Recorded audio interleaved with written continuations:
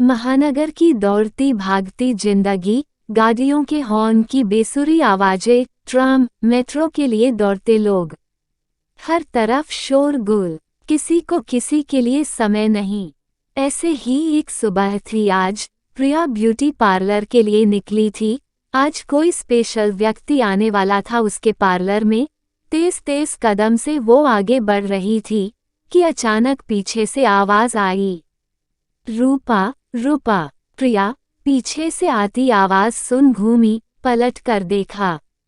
सामने एक स्मार्ट नौजवान उसे पुकार रहा था। है कौन ये नौजवान जिसने उसे रूपा कह पुकारा? वो अपने विचारों में खोई ठिठक गई। तब तक वह नौजवान उसके निकट पहुंच चुका था। जोर से चिल्लाया, अंडस को, अरे रूपा, पहचाना नहीं? कौन है आप? अरे मैं संजय। वो मुस्काया। पर कौन है आप? उसने फिर से प्रश्न दोहराया। मैं आपको नहीं जानती, और वैसे मैं बता दूं कि मेरा नाम प्रिया है, रूपा नहीं। अब मुझे देर हो रही है, वैसे भी आपने मेरा काफी वक्त बर्बाद कर दिया है। संजय को इस जवाब की उम्मीद नहीं थी। फिर उसने सोचा शायद कोई गलतफहमी हो गई, और फिर वो मेट्रो पकड़ कॉलेज निकल गया। आज कॉलेज में उसका पहला दिन था। उसकी नियुक्ति मैनेजमेंट कॉलेज में लेक्चरर के रूप में हुई थी। एक दूसरे से परिचय कराने में ही बहुत समय निकल गया, तो कॉलेज के डीन ने उसे छुट्टी दे दी कि आप कल से क्लास लीजिएगा। यहीं कैंपस में ही आपके रहने का इंतजाम कुछ दिनों बाद हो जाएगा। संजय लौट आया अपने होटल में, जहां वो रुका था। दीवारों की तरफ देखता वो आज की बात भूल नहीं पा रहा था। उसे पूरा यकीन था कि वो रूपा ही थी, लेकिन रूपा उसे पहचानने से क्यों इनकार करती, बल्कि वो तो खुश होती। जब वो एक दूसरे से अलग हुए थे तो उसकी उम्र 12 साल की थी और रूपा 10 साल की थी।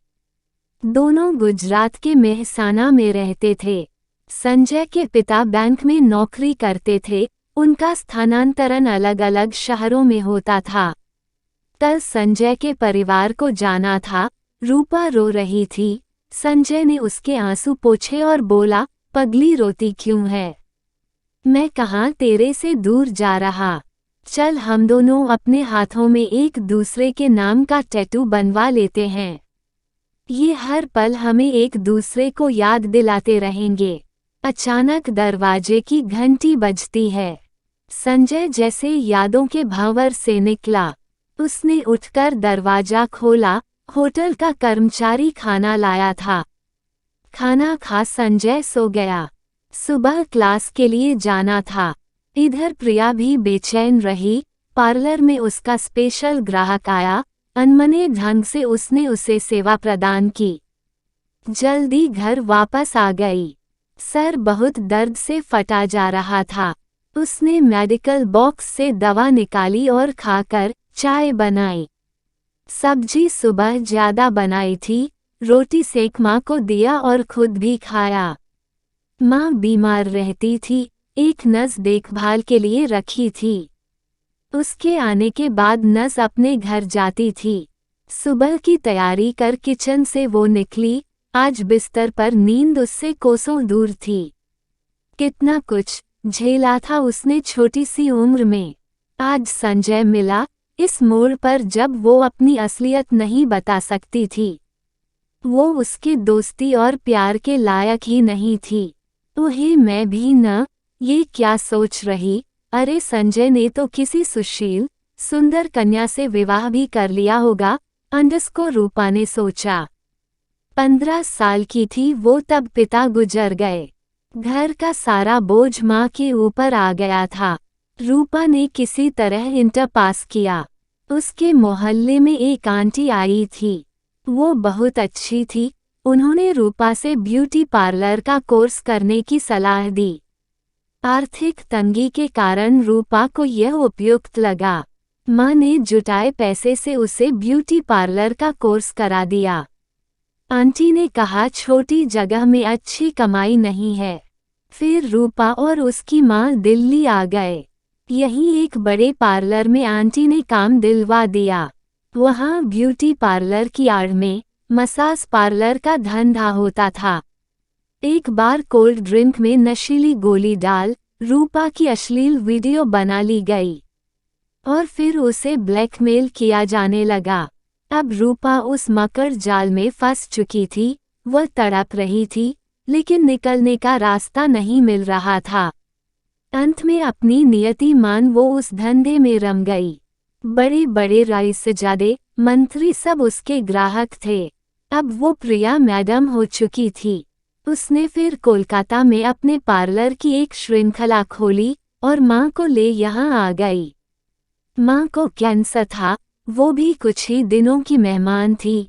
पैसा पानी की तरह उसने बहा दिया था, लेकिन कोई फायदा नहीं हुआ था। कैंसर की कोशिकाएं तेजी से पूरे शरीर में फैल रही थी। सोचते सोचते पता नहीं कब में आंख लग गई। अलार्म की कर्कश आवाज से उसकी नींद टूटी। जल्दी जल्दी भागी किचन में। आज देर तो हो ही गई। खैर 3-4 दिन से संजय नहीं दिखा।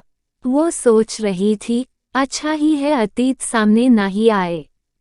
उस दिन वह डायमंड हार्बर के पास के होटल में किसी से मिलने गई थी। वहीं संजय का कॉलेज भी था। वो वहां चाय पीने पहुंचा था। अचानक उसकी नज़र रूपा पर पड़ी, जिसने पीली साड़ी गुलाबी लिपस्टिक लगा रखा था। वह बला की खूबसूरत लग रही थी। रूपा का ध्यान उसकी तरफ नहीं गया था। कुछ देर में रूपा के साथ आया व्यक्ति चला गया। रूपा टेबल पर अकेली थी। आज संजय ने मन ही मन ठान लिया था कि वो सच्चाई का पता लगाकर छोड़ेगा। वह धीरे से उसकी टेबल के पास आया। एक्सक्यूज मी, अंडरस्को, क्या मैं यहाँ बैठ सकता हूँ? रूपा ने कोई विरोध नहीं किया। संजय उसके सामने बैठा था। वो आंखें मिला नहीं पा रही थी। उसने कहा, कहिए क्या बात है? उसने कहा, तुम प्रिया नहीं हो। रूपा मुझसे क्यों छुप रही? इतने सालों बाद मिली हो और अपने संजय को पहचानने से इनकार क्यों?